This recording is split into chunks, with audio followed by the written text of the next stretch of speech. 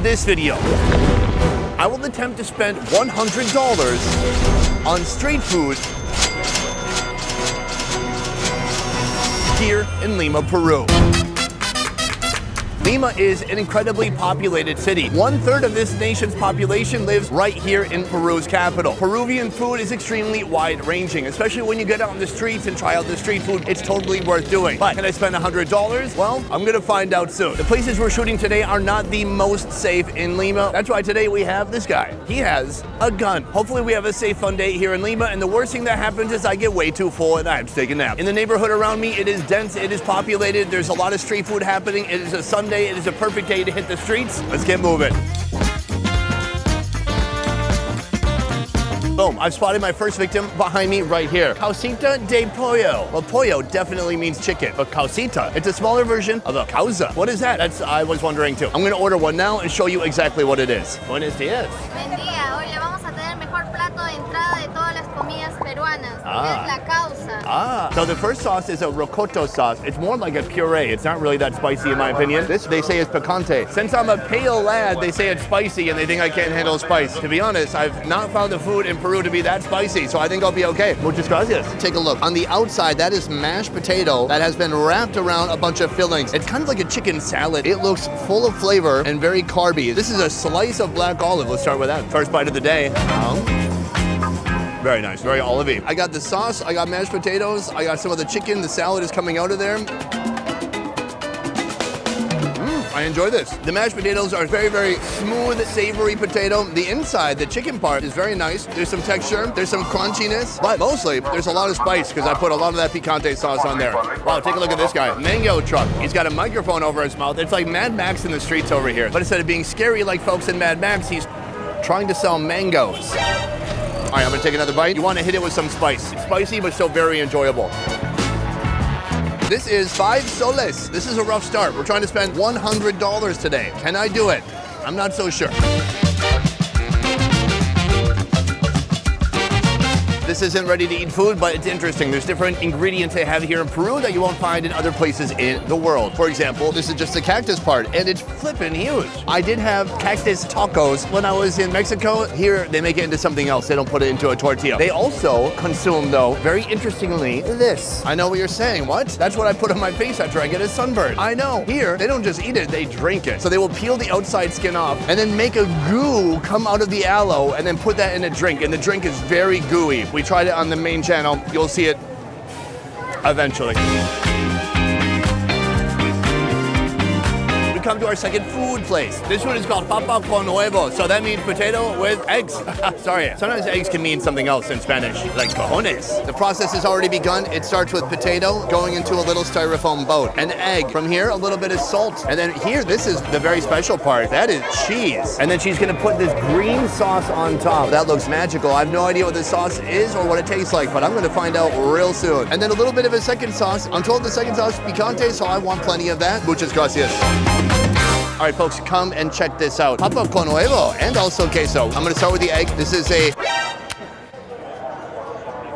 What happened even just now? Gravity. Huh? This fork is disabled. What the? This is a disaster. I feel bad. I've dropped half my egg now. That's a lot of protein. I'm trying to be Ronnie Coleman over here.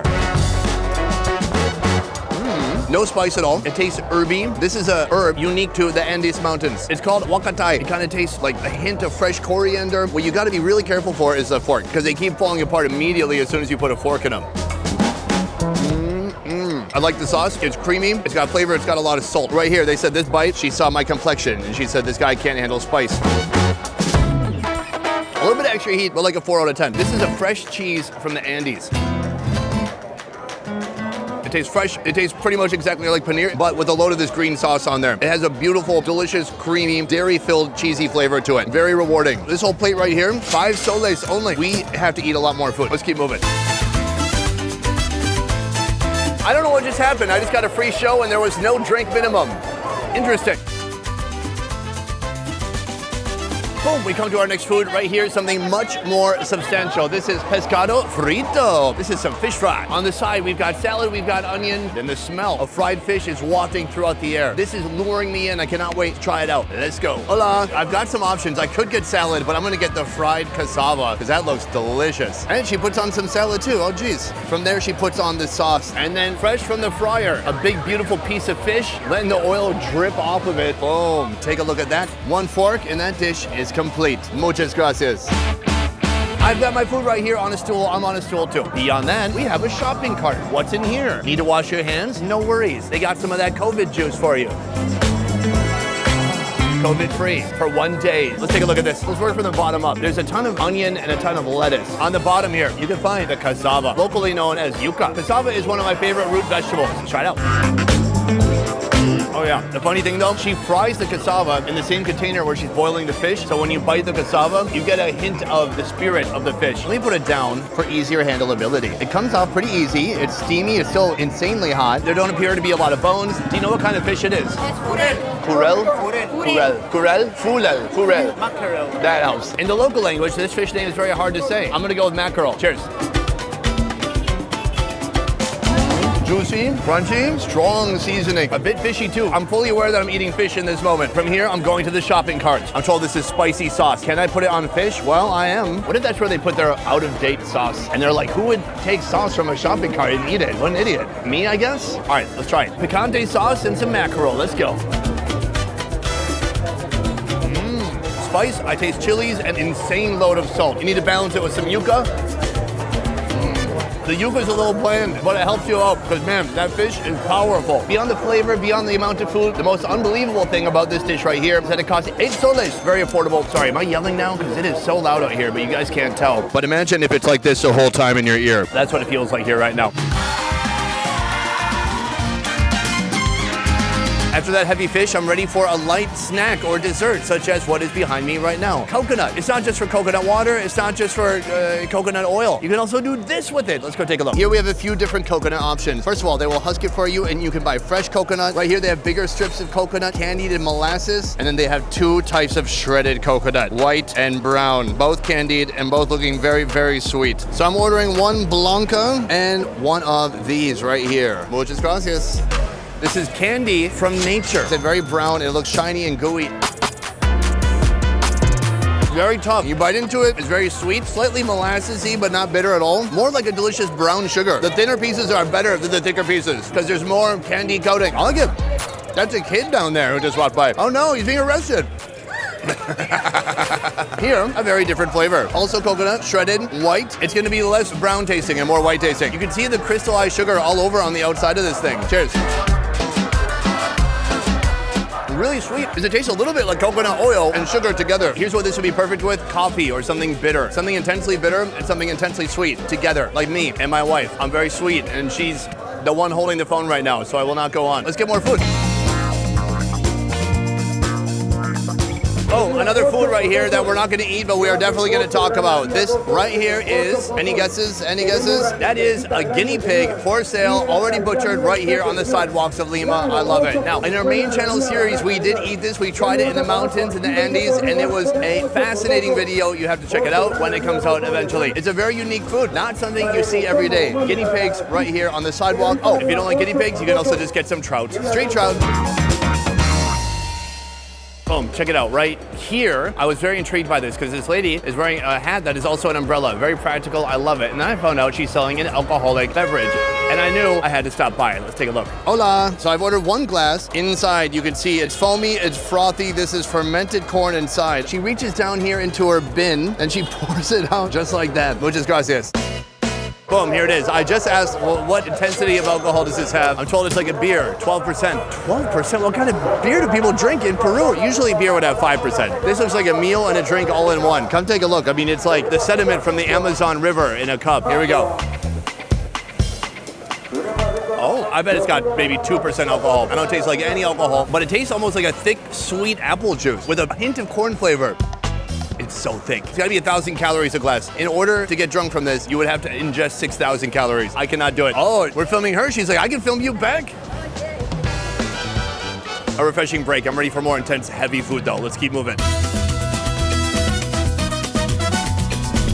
Our next dish is a big one. It's right behind me. It's called kocha yuyu. This means seaweed. It looks like a big soft plate of slop, but it's much, much more than that. Let me explain. I got to show you for you to understand. This dish here comes with 4 sections. The lid comes off. She gets the seaweed on there and she piles it high. The next lid. This is a different type of seaweed. This has been stewed with potatoes. This is something that translates into wheat stew. Now, what is a wheat stew? I don't know. I'm going to find out soon with my mouth. From here, the grain that this country is famous for. A big sloppy scoop of quinoa mixed with the wheat stew. Then she puts on some fried corn and some nice spicy sauce right in the middle. That is a big soupy seaweed mess. Muchas gracias.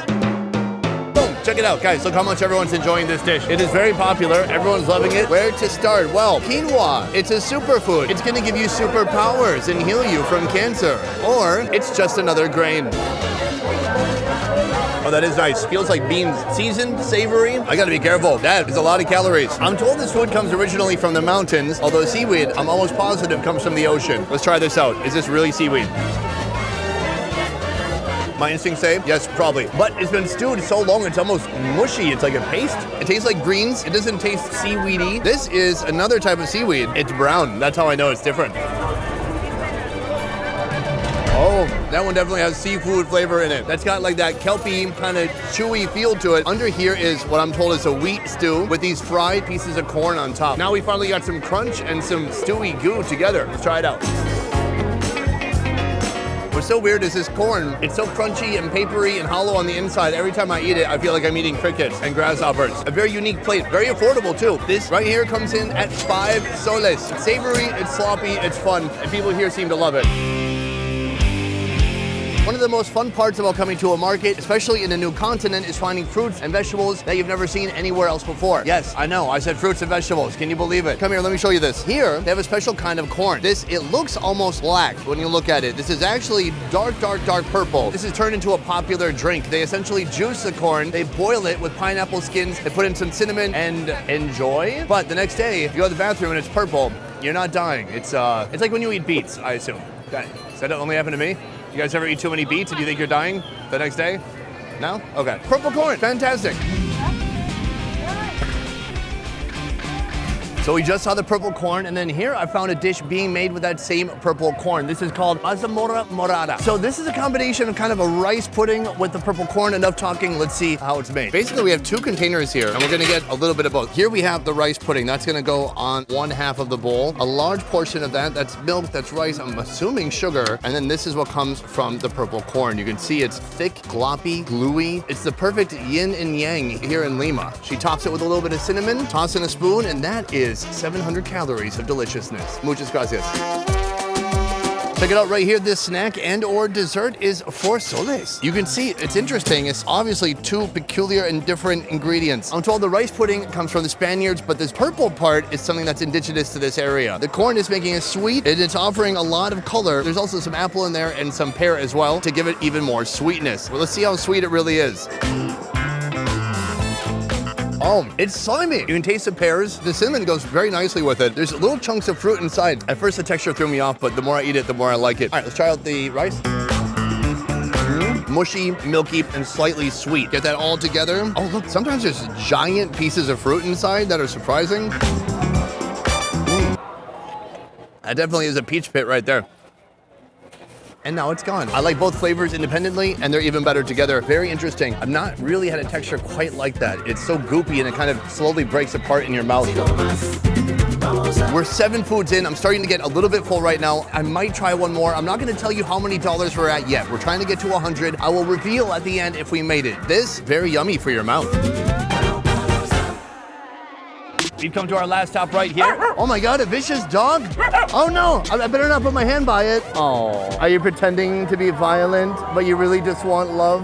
That dog's gonna keep barking and it's gonna keep bothering me, but we've got no choice but to move forward. Here, chicken Juanes. What is that? Well, let's find out. Señora, uno Juanes, por favor. It starts with a basket, and she takes this leaf right here. The food's already been cooked inside the leaf. Then she puts on a bit of plantain. If you open it up a little bit more, you can see there's chicken, there's rice, there's olive, there's plantain. And then here, what looks like a salsa, some onions, some chilies, and some other beautifully fresh ingredients inside. That looks delicious. Muchas gracias.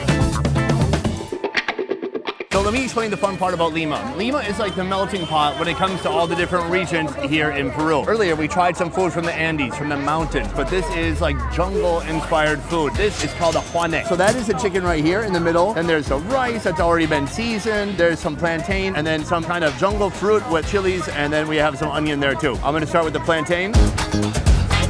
Slightly sweet, slightly starchy. Something between a banana and a potato. Take a look at that. Chilies, onion, rice, all together. Oh yeah, that's some decent heat. That's like a 6 out of 10. It's savory, it's cuminy, it's delicious. Somehow this woman knows I've been talking crap all day about Peru's spice levels. She gave me a piece of chili right here. I'm gonna try it out. I will take on any spice challenge. Cheers. It's like a habanero, ton of flavor. Really spicy too, but really delicious. Delicioso. My stomach is gonna thank me later, but it's gonna be sarcastic when it does so. Finally, piece of chicken. Chicken, it's good. It has the same flavor as the rice. The star of this dish is the salsa and the fact that it's right here and you can keep adding more and more and more. And if it makes you have to go to the bathroom, this lady will hold the toilet paper for you. That is incredible service. Gracias. Boom, that is the end of the video here in Lima. Today I ate 8 different street foods. That's a lot. But when you add it all up, did it surpass $100? We're doing the contabulations now, and it turns out, no. In fact, I did not even come close to $100. Street food here is incredibly affordable. As you can see from this video, Peruvian food, hard to pin down. What is it? Is it a little bit of everything throughout the country? Yes, it is. If you come to Lima, be safe, be careful, and be aware of what's around you. Also, I should mention, not all of Lima is kind of like what we went and saw today. This is a more busy, bustling, how do you say, like working side of the city. There's many sides to Lima. This was just one of them today. Guys, I hope you enjoyed this video. Thank you so much for watching. I will see you next time. Peace. All right. Oh, ceviche. I forgot to eat ceviche from the street. That's always like a really good idea. I'm gonna find some hot ceviche.